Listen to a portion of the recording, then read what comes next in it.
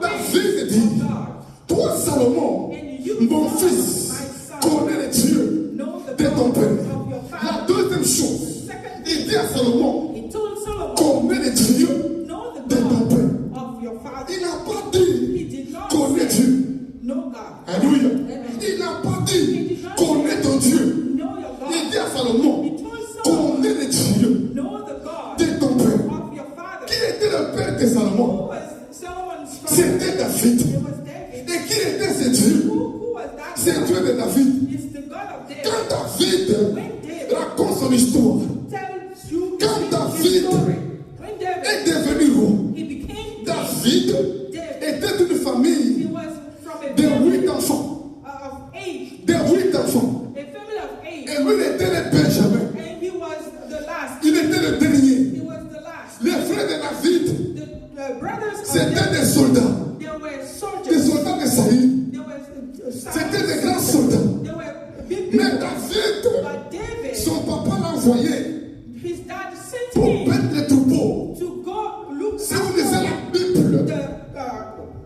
Bible dit, il marchait derrière les troupeaux. Pas devant les troupeaux, mais derrière les troupeaux. Et vous savez, quand les troupeaux marchent, quand les troupeaux évoluent, ils font des déchets. Ils font des déchets. Et si on dit que David marchait derrière les troupeaux, cela veut dire qu'il marchait dans les déchets. Il marchait dans les saletés. Écoutez mes frères. Et quand on devait oindre le roi d'Israël,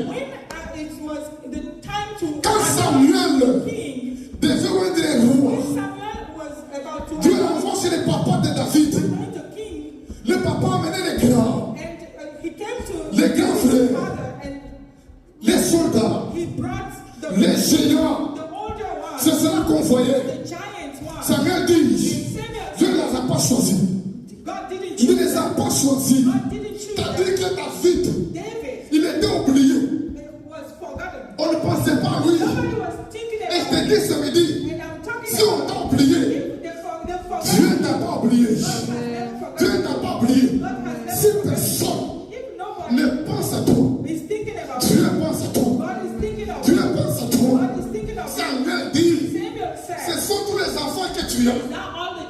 Ce sont tous tes enfants. Je sais dire, où le papa dit, hey, j'ai un enfant, mais il est en brousse, derrière les troupeaux. T'as dit que oui, il ne peut rien faire. Mais Samuel dit, c'est lui qui sera roi. C'est lui. Les dieux de David, c'est lui qui prend les gens. Les gens qu'on ne considère pas. Les gens qui étaient cachés.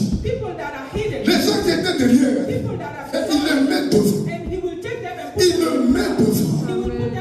Et David dit à Salomon, connais les dieux. Les dieux de ton père. Connais ces dieux-là qui est capable de prendre quelqu'un qui était néant, qui n'était rien, qui ne valait rien, qui était oublié, mais qui peut l'élever pour être quelque chose.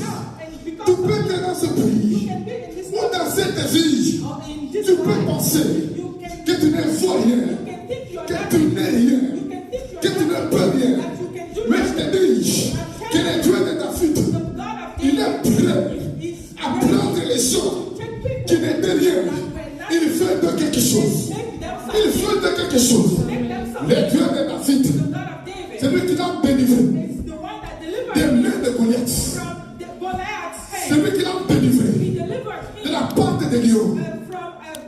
C'est lui qui l'a délivré de la gueule des l'ours. Donc les dieux de David, c'est les dieux de délivrance. C'est les dieux de délivrance. Donc si David a dit à Salomon, connais les dieux de ton père, c'est pour dire les dieux de ton père, c'est les dieux de délivrance. Tu n'auras pas de combat, où tu ne seras pas délivré, où tu n'auras pas les déçus. Si vous lisez la Bible, Si vous lisez la Bible, Israël a connu beaucoup de rois. Mais le roi Salomon, c'est le seul roi qui a régné pendant 40 ans. Et pendant tout son règne, il n'y avait pas de guerre.